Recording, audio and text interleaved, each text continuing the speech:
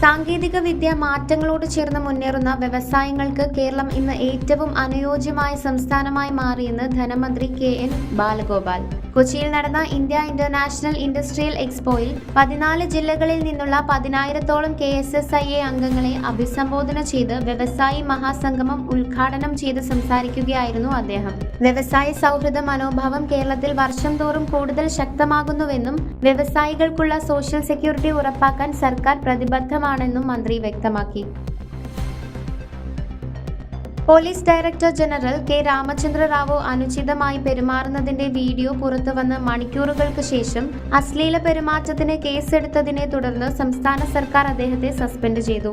വൈകുന്നേരം പുറപ്പെടുവിച്ച ഒരു ഉത്തരവിൽ ശ്രീ റാവു അശ്ലീലമായി പെരുമാറിയെന്നും അതൊരു സർക്കാർ ഉദ്യോഗസ്ഥന് ചേരാത്തതും സർക്കാരിന് നാണക്കേടുണ്ടാക്കുന്നതുമാണെന്നും പറയുന്നു.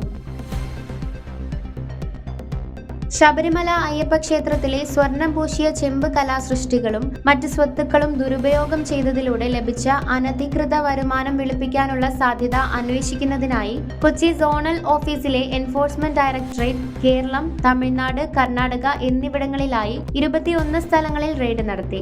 ഹൈക്കോടതി നിയമിച്ച പ്രത്യേക അന്വേഷണ സംഘം രജിസ്റ്റർ ചെയ്ത ഒന്നിലധികം FIRകളിൽ നിന്നാണ് 2002 കള്ളപ്പണം വെളുപ്പിക്കൽ നിരോധന നിയമത്തിലെ വ്യവസ്ഥകൾ പ്രകാരമുള്ള ED അന്വേഷണം ആരംഭിച്ചത്.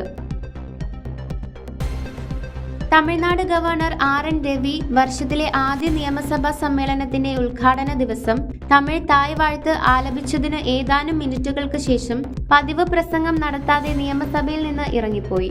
ശ്രീ രവി പോയതിന് തൊട്ടു പിന്നാലെ സംസ്ഥാന സർക്കാർ തയ്യാറാക്കിയ ഗവർണറുടെ പ്രസംഗത്തിന്റെ അംഗീകൃത പാഠം മാത്രമേ രേഖപ്പെടുത്താവൂ എന്ന് മുഖ്യമന്ത്രി MK സ്റ്റാലിൻ അവതരിപ്പിച്ച പ്രമേയം സഭ പാസാക്കി.